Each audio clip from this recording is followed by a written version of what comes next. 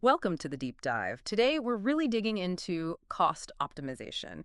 Businesses are facing some serious pressures right now: inflation, supply chain issues, you name it. Yeah, consumer behavior shifting too. Exactly. And there was that Gartner poll, I think early 25, showed nearly half of executives were already expecting budget cuts. Right, even before the new U.S. tariffs were announced. It's a tricky environment. It really is. And the first instinct is often just slash everything, right? That's the danger. But we're looking at it differently today, using a guide for business owners focused on, let's say, smart cost management. Okay. It's about being strategic, not just reactive cutting, actually setting up for, well, future growth. Right. So our mission today is to pull out those key strategies. How can business owners navigate this uncertainty, but also build something stronger? hmm So let's define that term first. Strategic cost optimization. What does it really mean? It's a surely more than just, buying cheaper coffee for the office. Definitely more than the coffee. It's an ongoing thing, a strategic process. Okay. Think of it like this. You're trying to get the absolute most value from every single dollar you spend, while also actively looking for ways to reduce expenses. So it's continuous. Exactly. Not a quick fix, more like a long-term plan for your business finances. Yeah.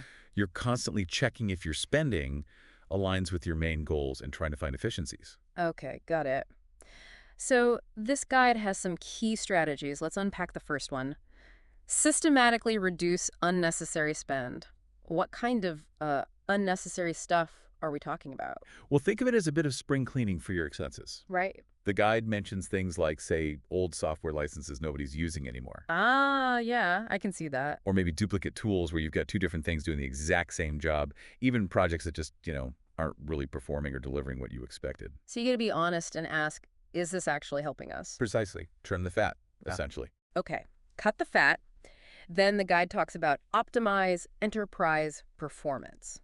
How do we sort of dial that up?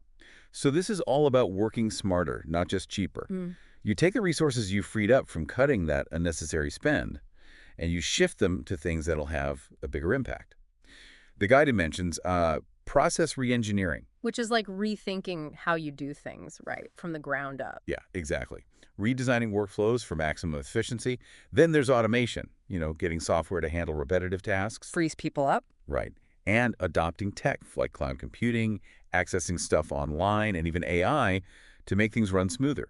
The key thing is you're not just saving money, you're actually making your whole operation work better. Making the engine run more efficiently. Got it. And the third strategy ties into that, what you do with those savings. Invest in future sources of value. Sounds forward-looking. It absolutely is. The guide really stresses this. Don't just let those savings evaporate. Put them back into the business strategically. Like what? Could be investing in your best people, your top talent, or funding innovation, developing new products or services, maybe pursuing those big long-term strategic goals. It's using today's efficiency to build tomorrow's opportunities. Okay, that makes a lot of sense. Now, the guide also highlights some key lessons, sort of what not to do. First one, avoid across-the-board cuts. Why is that approach so risky? Because it's indiscriminate. You risk cutting muscle along with the fat, Converting essential parts. Exactly. Yeah. You might slash resources from a really critical function just because you have a blanket percentage target. The guide says no, prioritize. Focus your cuts based on actual value and impact. Some areas are just fundamental to your business health. Makes total sense. Another lesson was about getting your teams involved. Engage frontline teams. How does that help? What? Your people on the ground? They're in the thick of it daily. They often see inefficiencies or potential savings that managers might completely miss. Right, they have a different perspective. Definitely. So encouraging them to spot and suggest these things, it taps into that knowledge. Plus, it makes them feel more involved, more invested in efficiency. And that kind of leads to the next point, doesn't it? Building a cost-conscious culture. How do you actually make that stick? It's about embedding cost awareness into, well, everyday decisions, making everyone think about the financial implications of their choices. So not just the finance department's job. Not at all. It means talking openly about financial goals, maybe even incentivizing teams or individuals who find smart ways to save. It's not about being stingy. It's about being smart and responsible with company resources. Okay. And the last lesson mentioned was about technology, things like robotic process automation and business process management systems. How do those fit in? Right, RPA, robotic process automation. That's like using software bots to handle those really repetitive manual tasks, typing data, moving files, that sort of thing. Frees up humans again. Exactly. For more valuable work. And BPM, business process management systems. They help you map out, analyze, and streamline your workflows, make everything visible and more efficient. So tech helps automate and gives you better control. Basically, yes.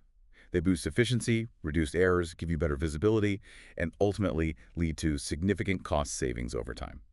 All right, so wrapping up our deep dive on this guide, strategic cost optimization isn't just about random slashing. It's about making smart choices. Targeted choices. Yeah, targeted choices to cut what's not needed, improve how things get done, and then reinvesting wisely for the future.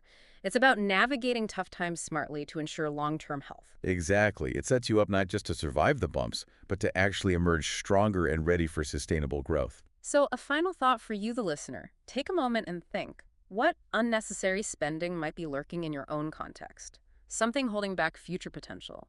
And maybe what's one small change you could make starting today to foster that cost-aware mindset? Good questions to ponder.